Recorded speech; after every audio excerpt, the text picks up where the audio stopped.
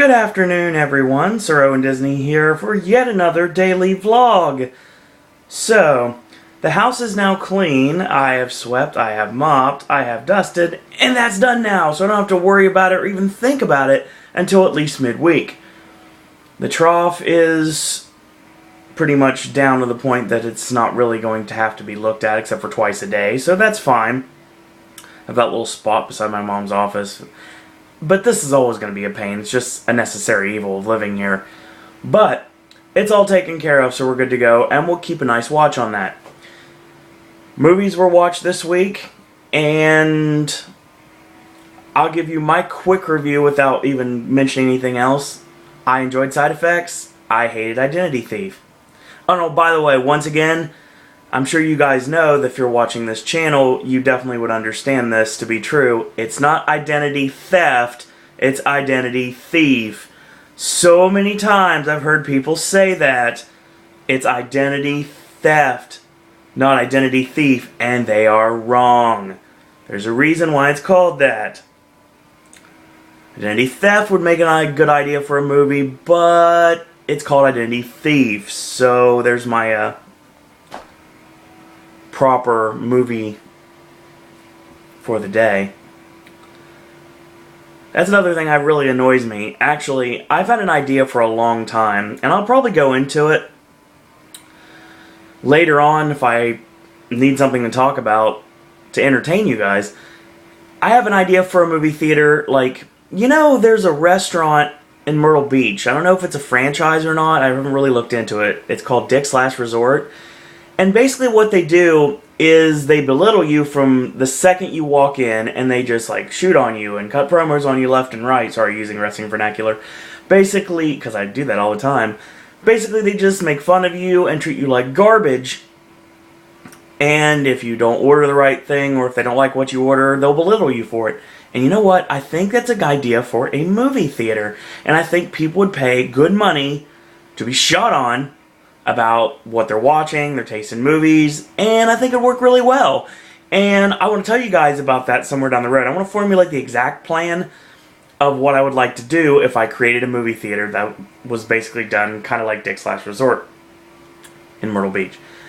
So, it's Sunday, and it's BAFTA Sunday, which means this about 7 hours from now, AJ will be here. We're going to go to Long John's, get some fish and chips. And we're going to come back here and we're going to watch the BAFTAs. And last night, the USC Scripter Award was given out. And once again, Argo wins. Chris Terrio wins for Argo for the screenplay. Like I believe he's going to win tonight, the BAFTAs. If Tony Kushner is going to win anything for the rest of this season, he's got to win the BAFTA and the WGA. And that's how he could get back in the race. Now, people were thinking Lincoln was guaranteed to win, and now with Argo taking everything under the sun, deservedly so, they're not so positive.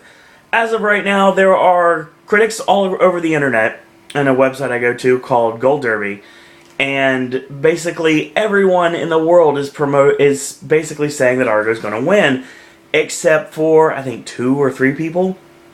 So, we'll find out tonight at the BAFTAs just how bulletproof Argo really is. Even at the British Awards, if Argo can win. And I believe it truly can. And I think there'll be another win for Affleck for director today. But that will be broadcast there about 4 p.m., which means 4 p.m. is my start of internet solitude. That's right. I'm not going to Facebook. I'm not going to Twitter. I am going to, I don't know, listen to podcasts, snack. I don't know. I haven't quite decided yet. But basically stay the hell away from anything so I don't get spoiled for the BAFTAs, because obviously the 4 o'clock is 9 o'clock in the UK, and 4 o'clock is still 4 o'clock, which means we still have 4 hours before they're broadcast here on BBC America. So we've got that to look forward to. But it's Sunday, and Sunday equals a new segment that we started last week. It's AJ's Weekend Movie Reviews! So, I got a review in front of me, and we're going to be reviewing 3 movies this week. Like I said, I mentioned I didn't like Identity Thief, I enjoyed Side Effects, and I didn't get to watch Stand Up Guys yet, so these are the 3 movies he's going to be reviewing. And as usual, With my ginormous television / computer monitor, I'm going to be reading word for word verbatim AJ's movie review. And I wish I was able to memorize these, but they're so long. And I'm not going to do that. I'm just going to read them for you. So we're going to pull a reading lesson, boys and girls. Excuse me. Weird weather right now with nor'easter or nor'wester, whatever you want to call it, with all the snow everywhere. And everyone that's in the path of any problems with the snow, I hope you guys are okay. And I hope you get better soon if you're not. So there's always that. And luckily we are pretty much all the snow we had, it's all gone now. So it pretty much looks like it wasn't even there in the first place, which is awesome for us. And very lucky for us in this case. Now we're going to start off with side effects. Now, after an opening credit sequence that will remind one of the opening shot of Psycho, which could possibly be some intentional foreshadowing, we're introduced to Emily, which is Rooney Mara, and her imprisoned husband Martin, played by Channing Tatum, who is behind bars for insider trading. Now he is soon released and they are happy to get on with their life together, until a suicidal episode lands her in the care of Dr. Jonathan Banks, played brilliantly by Jude Law. After prescribing Emily with a drug called Ablixa, as suggested by Dr. Victoria Siebert, which was Catherine Zeta-Jones, Emily seems to have changed for the better until she does something very shocking and very unexpected, sending everyone involved's world out of control. Now, there's a lot to like about this movie, but it certainly will not be for everyone. Apart from the Three Ocean movies, I really don't think Soderbergh is kind of the director meant for the general public. This movie has a very deliberate pace, moving quite slowly for the majority of the first half, but if you're used to the director's style, you should already expect this going in. Even Magic Mike didn't feel like a mainstream movie, despite grossing over $100 million, but I think we all know how it scored those numbers. Now, if you have the patience and the urge to find out what happens next, there are plenty of twists and turns and plausible plot developments that unravel themselves rather nicely. There is a final big twist that really didn't work for me, and it didn't really make a whole lot of sense, but that wasn't enough to bring this movie down to an unlikable level.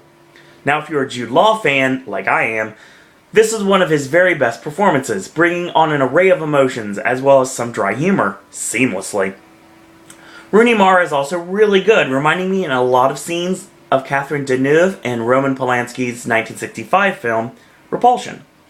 The underrated Tatum does very well with what little he has, and he and Soderbergh are proving to be a very reliable team when working together. Now, I've never really been a fan of Zeta-Jones, but this is probably her best role since she won an Oscar for Chicago 10 years ago. The direction is very good, including the fact that there is practically no soundtrack or score, which brings a very effective eeriness to everything. And I like the way that humor is thrown in so subtly in sometimes the most serious of scenes. It completely passed over the audience I saw it with. Now, however, there are some scenes where the art house geek in Soderbergh comes out, and pointless shots such as the upward angles whenever we are in or outside their apartment, or the totally beat you over the head with symbolism shot where Emily sees a distorted image of herself in a mirror. Now, during an interview with Jimmy Kimmel while promoting this movie, Jude Law stated he was under the impression, though seriously doubted, that this would be Soderbergh's swan song as a director. Well, let's hope not. As with Contagion, Haywire, Magic Mike, and now this, the man has been on quite a roll with A Sight of Slaw. If this is the case, let's hope for the sake of these original and daring movies being tossed in the mainstream to throw audiences for a loop that he changes his mind quickly. This is going to be fun. Identity Thief. Let me start off by saying that even though Melissa McCarthy is now a beloved comic figure, especially after just her Oscar nomination for Bridesmaids, I find McCarthy's shtick not only incredibly unfunny, but kind of sad. Her style reminds me of the really obnoxious person at the party that so desperately wants to be funny and liked by everyone, but just embarrasses themselves. It appears her first scene in Bridesmaids with the story about the dolphin was found so funny. Her agent approached her and said, "That what you just did there works. Do it again, for every role, for the rest of your entire career. And you've got this acting thing down." I mean, let me give you some more examples. Did you notice that her tone in that scene is exactly the same as her scene in the principal's office in This Is 40? What? You didn't see This Is 40? Oh, that's okay. Neither did anyone else.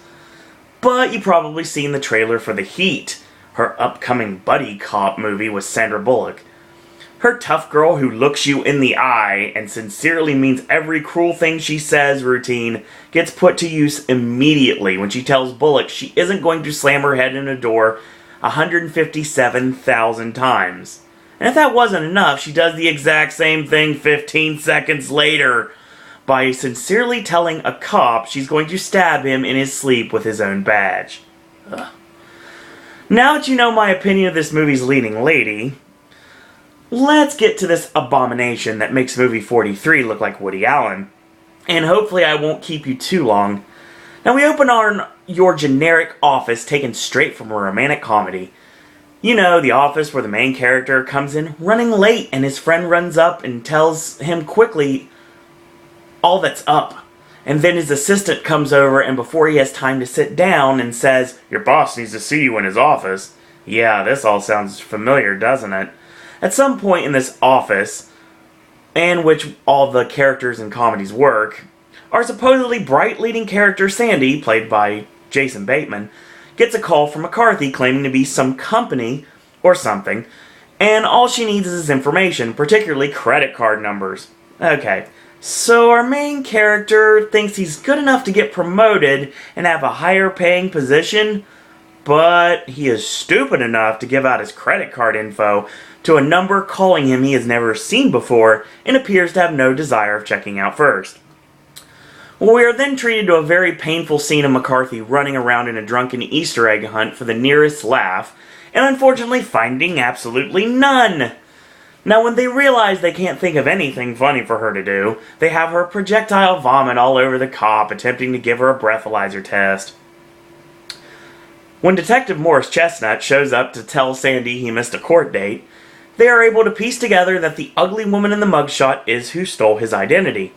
Being part of the team of the laziest cops of all time, they leave Bateman to go track her down himself. And guess what? Hilarity does not ensue.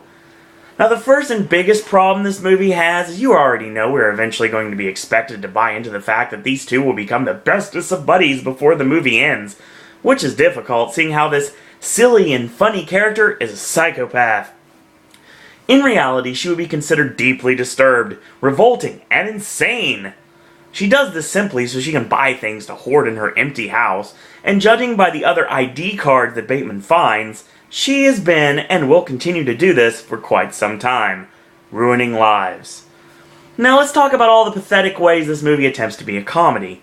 Mean-spirited and racist jokes aside, there's the obligatory scene in every road trip movie where one person sings in the vehicle to the annoyance of the other person. The makers of the film thought, this scene failed miserably in The Heartbreak Kid. And that was all the way back in 2007, but I'll bet we can make it work. We have the comedy It Girl of the Month. No, you can't.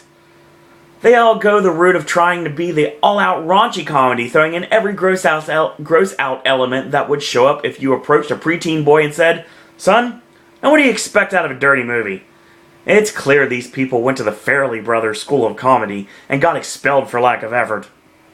There's also a very prolonged scene where we meet a redneck played by Modern Family's Eric Stonestreet, doing his best Kyle Gass impersonation. Now this results in an awkward hotel scene that probably seeks out to be infamous, but you just can't wait for it to end. Now get this, after everything I just said, this movie now wants you to get serious and feel sorry for her. I mean, by the end of this movie, it almost tries to be a full-on drama. Are you kidding me? The movie whose motto on the set was clearly, if your unfunny joke doesn't succeed the first time, try and try again. It wants to touch your heart and even bring a tear to your eye? Well, that may very well be the funniest thing about this whole movie. And if that was an intentional joke by the makers, this movie was absolutely hilarious! And let me go back to that part about trying to write jokes over and over again. Yeah, doesn't it seem a little arrogant for a writer to assume what he is doing is so funny people would want to see the same jokes resurface over and over again? So basically the movie is painfully overlong, and I actually spent a lot of it quite bored.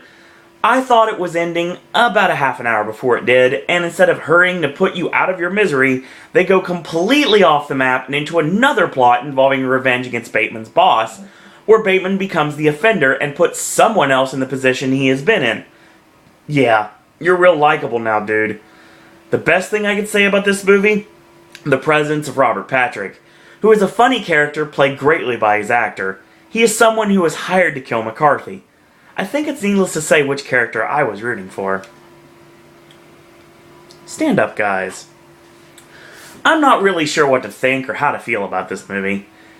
It has a lot of different genres and emotions going all at once, and I guess you can say it kind of works, but it's still hard to get by how all over the place it is.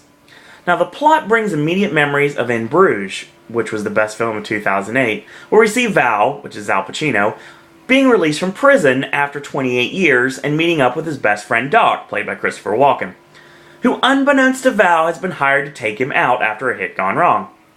Now, the script makes a good movie early on, where it only takes Val about 30 minutes into the movie to realize the assignment Doc has been given. So instead of panicking or feeling betrayed, Val simply accepts it and plans on making the most of his remaining 9 hours. Now, I was fearing for this movie's quality when they wasted the entire first third of it on a prolonged boner joke, lifted straight from, of all things, Little Fockers. Val goes to a brothel and has erectile issues, so he takes a handful of Viagra and, well, you've seen enough movies to know the rest. Now, once we get past that, the story starts to kick into gear. Kind of. Now, the movie gets a nice spark when the guys go to a nursing home to pick up their old friend Hirsch, played by Alan Arkin, who seems barely alive until he's put behind the wheel of a stolen vehicle, where he gloriously comes back to life, speeding and spinning down the roads while outrunning the cops. However, this brings us to a strange, time-wasting subplot where they find a naked girl, Vanessa Ferlito, in the trunk, and feel the need to help her out. I know this is all about Val's redemption, but it was just a strange way to go about it. Now, there's also a subplot involving a waitress at the diner the guys frequent who happens to be Doc's granddaughter, as well as a nurse, played by Juliana Margulies, who is Hirsch's daughter. Wow. I don't know exactly what they could have done better, but to me, this subplot's, just weren't doing it. What's supposed to be seen as a fantastic swan song of a night is just going from place to place, meeting characters that aren't very interesting. Now, there was a certain spark of life that was missing from a movie, and with this kind of setup. Having said that, this movie certainly isn't a chore, and the actors really seem to be into their roles. This is probably the best script Pacino and Walken, Seven Psychopaths notwithstanding, have seen for a while that actually gives them roles they can really put some heart and soul into, and actually, well, act. Problems all aside, it's a good story and surprisingly good-natured for a movie about hitmen. No one is killed on screen, and although I can see some people disliking it and even calling it a cop-out, it has a wonderful ending. So, that was AJ's weekend movie reviews. Obviously, I totally agree with both of them. And next week, the 15th brings us A Good Day to Die Hard, Beautiful Creatures, Safe Haven, and Escape from Planet Earth. And there will be 4 movie reviews next Sunday before the Writers Guild are announced. And I'll talk about that on Monday's video next week. But that's how it works, and I hope you guys are enjoying AJ's movie reviews. I know for a personal fact he is enjoying making these movie reviews and enjoying making them available for the general public to enjoy. So, I'm going to get off here. I'm going to have some lunch in a little bit, and I'm going to listen to the brand new O Show. Of course, special guest this week is the #1 contender to the Ring of Honor World Heavyweight Championship, Black Machismo himself, Jay Lethal. And hilarity, of course, will ensue like it always does with the O Show product. And then I'm going to hope that the ICCs get posted so I can vote for the ICCs and put Amore, Haneke, and Riva down as much as I humanly possibly can. And I'm just going to get off here now, and thanks again for watching. And until tomorrow, That's all I got to say about that.